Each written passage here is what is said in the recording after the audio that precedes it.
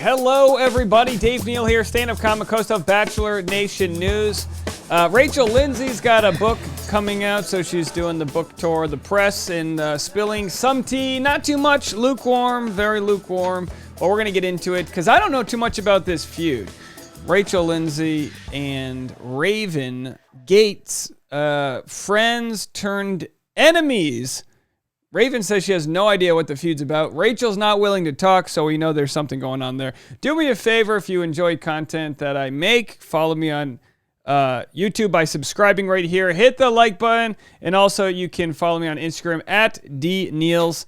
Or if you want to do Patreon-only content, go to patreon.com/Dave Neal. Right there, you can do that. $5 a month. Okay, let's get into it. So, Rachel spilled tea tonight. Her book is going to mention why her and Raven are not friends anymore. She's the sweetest person ever, and TV does not do her justice. So beautiful. Of course, that last comment, speaking of Rachel, not Raven. Is this worthy of a video? You guys love Rachel Lindsay content. That's what I've learned. You guys love Rachel Lindsay content. Now, of course, tonight we've got Michelle Young premiering her season of The Bachelorette, so we'll find out if Rachel's going to watch. As we know, Rachel is no longer under contract with The Bachelor. She no longer works on their podcast. She says, I'm done. But, of course, can you blame her? She's releasing a memoir. Cash in Rachel Lindsay. Absolutely. You can take yourself away from the franchise, but it's still a large chapter in your book. So here she is. We'll play a few of her Instagram stories here. There she is doing the book signing. Listen, I'm telling you, she's so great at interviews. I'm sure it was a blast to hear her talk. So fans came to see her, of course, and let's see what we have here regarding. She did a little Q&A. In a second, I'll get to what was actually written in the book. So someone with an advanced copy of the book has what was written. It doesn't explain much. I mean, let's be honest. It doesn't explain much, but we'll share it nonetheless. Will you be watching Michelle's season of The Bachelorette? She said, we'll definitely be supporting and watching Michelle Young from a distance. She has to include that asterisk. From a distance. She doesn't want anything to do with the show, but I understand she wants Michelle Young's season to do well. There'd be nothing worse than to get terrible ratings for Michelle Young's season, and then for whatever reason, it's one of those things you got to root her on. All right, so I don't think there's anything else I need to post. So excited for your book. Thank you. Me too. It's the hardest, scariest, but most exciting thing I have ever done.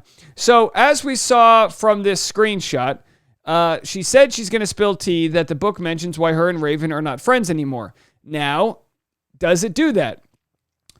So this is kind of what went down here, and forgive me for sort of fumbling through this, but it's actually kind of complicated. Here's just a summation that was written on Reddit.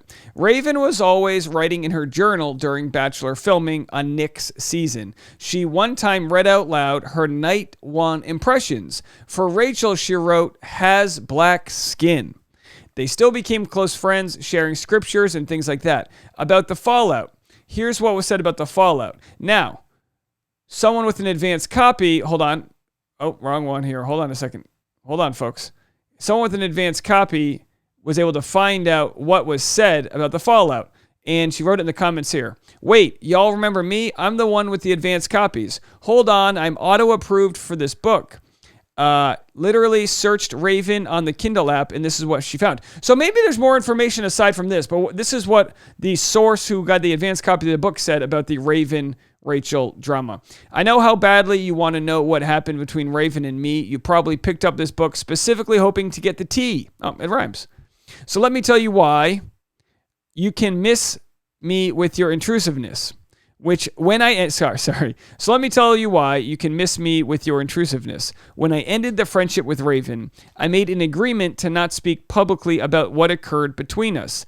I intend to honor that agreement. Boo. So people are like, come on, we're supposed to know the tea.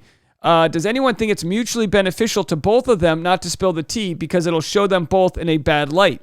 I have a feeling they both did and said things that they don't want to get out. Usually Rachel has no problem spilling the tea, so I have a feeling she's not completely innocent either, and Raven has dirt on her too. Rachel knows Raven is a gossip and messy, so if Rachel speaks, she knows Raven sure as hell will drag her too. We call that MAD, mutually assured destruction. That's when you got two nuclear heads pointed at each other. It's going to blow the whole world apart, and if you got gossip on someone and they got gossip on you, mum's the word. Mum's the word. Talk about a ruined orgasm. Oh, shoot. Should I reach out to her publisher for an arc? Thank you for sharing. Like I said in an earlier comment, so many people on this post were so willing to think the worst about Rachel based on so little information. Why? Rachel is probably so tired of even being asked about this. So let's go backwards here. Here they are riding an inflatable fun boy, as they call it. Looks very fun to me. And let's just check this old article out about what the hell initially went down. And this was from January 2020, the good old days, right before the pandemic. Bachelor alum Raven Gates speaks out on her feud with Rachel Lindsay, an ET exclusive. Raven Gates is sharing her side of the story amid her feud with Rachel Lindsay. The Bachelor in Paradise star sits down with ET's Lauren Zima. Oh, remember those days? Chris Harrison was the host for this week's episode of Roses and Rosé, and she doesn't hold back when it comes to their game of sip or spill. So what happened between her and Lindsay, and will she be extending a wedding invite to the former Bachelorette as an olive branch? No, Gates candidly said, because she doesn't like me. I don't want people at my wedding that don't like me. That's all I know. Clearly, that's not all she knows if she and Rachel had agreed not to talk. Gates got engaged to Adam in May, nearly 2 years after they started dating on season 4 of Bachelor in Paradise. He was a contestant on Lindsay's season of The Bachelorette, and Lindsay happily gave the couple her blessing to pursue a romance. They were friends for years until they weren't. So Raven mentioned that Rachel has black skin in her journal, and then they became friends after that. So it doesn't seem like that has anything to do with where their friendship took a left turn. Everyone's going to think I'm totally bull-crapping this, but this is the truth. I don't know exactly what happened between us, Raven says. I tried to reach out to her to either squash it or figure out what the problem was to fix it. She didn't want to talk to me, so I've supported her from the beginning. I support her now. We're just closing the chapter, and that's all I can do at this point, you know? Whenever you say, like, I don't know what happened wrong, you risk the chance of the person being like, well, where do we start? I got the receipts. You know, you don't want that. So anyway, Raven says she supports Rachel. Of course, this was a year and a half ago, so a lot might have changed since then. Now, Colton Underwood gets in it. Don't you like old news articles?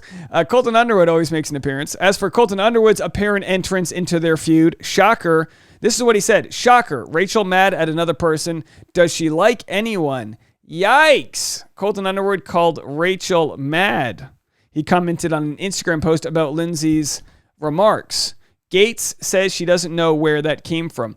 To be honest with you, I was glad somebody stood up for me, but I was also okay with no one saying anything because at the end of the day, it doesn't matter. Like, our real lives matter. Instagram doesn't matter. That stupid stuff doesn't matter. But I don't know Colton, so his beef is his beef. I really love him and Cassie. I love watching them, and they're a beautiful couple. But I don't have a personal relationship with him, so that was his own issue. It had nothing to do with me. If it would have been anyone, Colton would have said his piece. It wasn't because of me. All right, well, hate to inform. Hold on, what's that? Colton and Cassie are no longer together? He put a tracking device on her car and showed up in her alley at 3 a.m.? Boy, nothing could be worse than that. What, you're telling me he actually created a fake phone number and pretended to be a stalker and stalked himself and Cassie? Some Jussie Smollett stuff, huh? And then he came out of the closet as gay and as a Netflix deal? He's actually more famous now after stalking his ex. She got Brian Friedman, the power attorney, to represent her. So they must have settled that at court. Yeah. So then she dropped the 30-day temporary restraining order. Yeah. Oh, yeah. He definitely paid her. Now he has a wine cellar in Colorado. Man.